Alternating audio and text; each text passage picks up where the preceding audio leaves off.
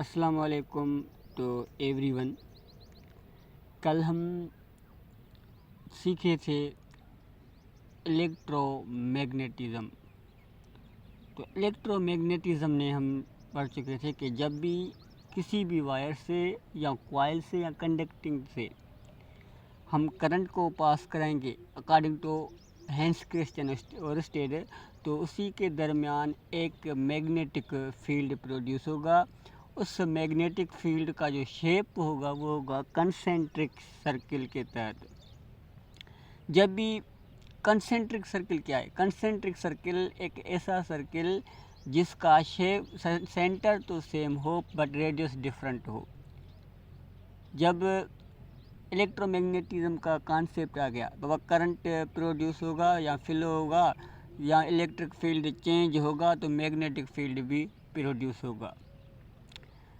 तभी साइंटिस्ट ने सोचने लगे कि बाबा क्यों ना हम इसके रिवर्स प्रोसेस करें। अब ये देखें कि करंट के ज़रिए मैग्नेटिक फील्ड प्रोड्यूस होता है। अब हम ऐसा करें कि मैग्नेटिक फील्ड चेंज हो और करंट प्रोड्यूस हो। तो आखिर में सर माइकलसन फैराडे ने ये एक्सपेरिमेंट परफॉर्म कर दिया था, करके दिखाया। तो जब भी सर माइकलसन फैराडे ने बताया अपने एक्सपेरिमेंट के कि यस मैग्नेटिक फील्ड चेंज होगा और करंट भी प्रोड्यूस होगा, उसका जो मैथमेटिकल फॉर्म था वो सर मैक्सवेल साइंटिस्ट ने कैलकुलेट किया था या उसी ने बताया था। सर माइकलसन फैराडे ने 1831 में अपना कॉन्सेप्ट दिया। उस फिनोमेना या उस प्रोसेस का जो नेम दिया वो हमारा है इलेक्ट्रोमैग्नेटिक इंडक्शन, या हम सिंपली कह सकते हैं EMI। इलेक्ट्रोमैग्नेटिक इंडक्शन क्या है? इंडक्शन जो होता है किसी के चेंज होने से कुछ प्रोड्यूस हो जाए। जैसे कि हमने इलेक्ट्रोस्टैटिक में चार्ज के बारे में पढ़े थे, या फॉर्मेशन ऑफ चार्ज की 3 मेथड से conduction, radiation and conduction, friction and induction, 3 हमारे पास ये मेथड थे जिससे ज़रिए हम इलेक्ट्रोस्टैटिक चार्ज क्रिएट करते थे। तो इंडक्शन का मकसद है कुछ शय प्रोड्यूस हो जाना किसी के चेंज होने की वजह से। अब चेंज क्या हो रहा है? मैग्नेटिक फील्ड चेंज हो रहा है। क्या प्रोड्यूस हो रहा है? Electric current. तो सर माइकलसन फैराडे ने हमें दो स्टेटमेंट दिए थे। उसी ने क्या कि जब भी मैग्नेटिक फील्ड और कॉइल दोनों स्टेट ऑफ रेस्ट में रहेंगे तब भी किसी भी किस्म का करंट प्रोड्यूस नहीं होगा। तो सर ने कहा कि जब भी कॉइल और मैग्नेटिक फील्ड के दरमियान रिलेटिव मोशन एग्जिस्ट करेगा तभी उसी में करंट प्रोड्यूस होगा। उस करंट का जो नेम होगा इंड्यूस्ड करंट। तो उसी का रीज़न क्या है? रीज़न ये है कि जब भी मैग्नेट और कॉइल स्टेशनरी होगा तो मैग्नेटिक फ्लक्स जो लाइन्स हैं वो कांस्टेंट होगी, पर जब भी मैग्नेट और कॉइल मूव करेगा तो मैग्नेटिक फ्लक्स चेंज होगा। चेंज होने की वजह से इंड्यूस्ड EMF प्रोड्यूस होगा। EMF होने की वजह से इलेक्ट्रॉन मूव करना स्टार्ट करेगा। जिससे इलेक्ट्रॉन स्टार्ट करेगा तो गैल्वानोमीटर के नीडल भी डिफ्लेक्शन होगी। नीडल डिफ्लेक्शन हो गया तो उसी का मतलब इंड्यूस्ड करंट भी कॉइल में प्रोड्यूस हो गया। तो माइकलसन फैराडे साइंटिस्ट ने हमें ये बताया था कि व्हेन वी चेंजेस या when we move magnet towards coil और away from coil then EMF will be generated in that coil and also induced current will be generated in that coil। so Michelson Faraday ने कहा कि जब आप magnet को move कराएं या आप उसको कॉइल को मूव कराएंगे तो तुम्हारा मैग्नेट फ्लक्स चेंज होगा। चेंज होने की वजह से इलेक्ट्रिक करंट भी प्रोड्यूस होगा। ये उसी फिनोमेना को हम कहेंगे इलेक्ट्रोमैग्नेटिक इंडक्शन या EMI। EMI हमारे पास 3 फैक्टर्स पे डिपेंड करता है।